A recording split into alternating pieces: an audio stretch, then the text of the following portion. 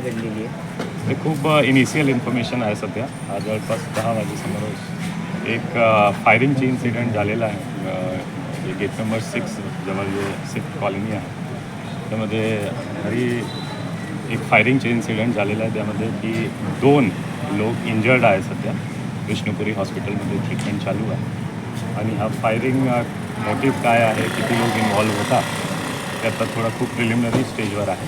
पण एक फायरिंगची इन्सिडेंट झालेला आहे. पिस्टलवरून फायर झालेला आहे असा प्रथम दृष्ट्या दिसतो. किती राऊंड फायर आहे? राऊंडची आता संख्या म्हणू शकणार नाही. त्यासाठी आमचे फॉरेन्सिकची टीम, बॅलिस्टिकची टीम आणि डॉक्टर्सचे सुद्धा रिपोर्ट यावर डिपेंड करणार किती राऊंड फायर झालेला आहे.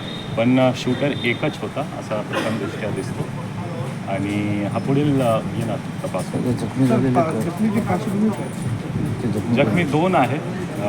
2मध्ये एक जे आहे हा एक मर्डरचा आरोपी आहे असा रिपोर्टेड आहे की सध्या परोलवर होता 22 जानेवारीपासून.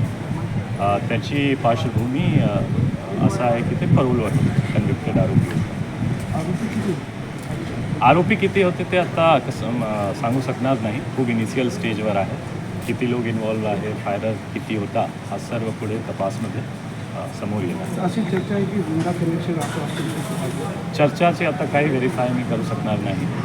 हा एरियामध्ये मोटिव्ह काय आहे, पार्श्वभूमी काय आहे त्याची सध्या तो काही हालचाली नव्हता आणि काय रिजन होऊ शकतो, कोणाकोणाचा इन्व्हॉल्वमेंट होऊ शकतो पुढे तपासमध्ये समोर येईल.